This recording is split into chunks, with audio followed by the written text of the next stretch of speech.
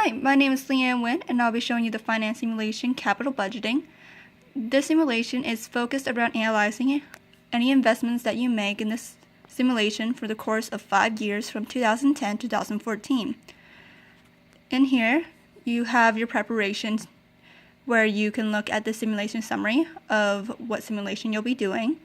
You can see how to play, the foreground reading, which we did prior to doing the simulation, and we also have the intro videos to help you guide within the simulation. When you officially start the simulation, it starts you on the Analyze dashboard. This dashboard features the New Heritage Company Finance Snapshot, which shows you the current year that you are at, the APV, and it shows you from 2009, which is where you started, from your previous year to your current year. It shows you in 3 sets of revenue, operation income, and net income. And then on the side, it shows you the actual forecast, the actual and the forecast of what you're actually making. Right next to it is the project updates from when you decide at the very end. It tells you if what you chose for investments are good or not.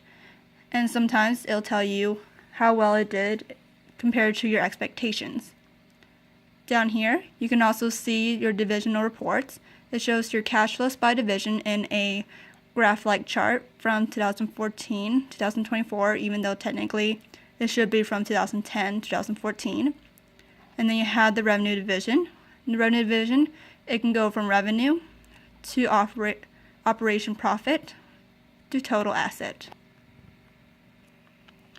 For the simulation, we started off originally with an unlimited budget, and then we decreased the budget down to $8 million, then to $7 million, and then so on and so on. This one, we can look at the income statement and balance statement. It shows you over the course of the years, and again, mine doesn't, for some reason, doesn't do from 2010 to 14, but rather 2014 to 2024.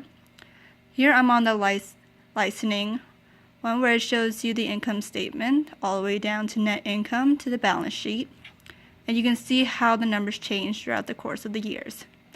You can also look at the retail, same thing throughout the course of these 10 years that I've invested, the production, and originally on the company. Here you can scroll down and you can check even the balance sheet. You can see your net current asset, your total net asset, liabilities, and your total, and also total liabilities and shareholders' equity. Up here you have the cash statements. Just click that, and you have the cash flows from your company with its total, adjusting for working capital, and so on and so on. You can scroll down as well to get more until you actually know at the end what is your ending cash balance. Same thing with the balance sheet. You can look at your company, your production, your retail, and your licensing. Here we have the finance analysis. The finance analysis shows you the same thing with the 4 categories, and it shows you an analysis of debt-free cash flows, discount factors, which I didn't really play much on, and then also the 5-year cumulative EBITDA. Then you have the project details from when you actually do decide on the investments that you do. You can use this to scroll down all the projects that were available. This was for production, and there was a discount rate of 7.7%. It tells you the risk that was low, its lifetime project costs, and 2015 project costs. If you scroll down, you can see the investment analysis, the project income statement, the working capital and identifiable project assets, net working capital, cash flow statements, adjustments to working capital, all the way until the ending, which is your ending cash balance. Now, as you can see, I did raise quite a sum.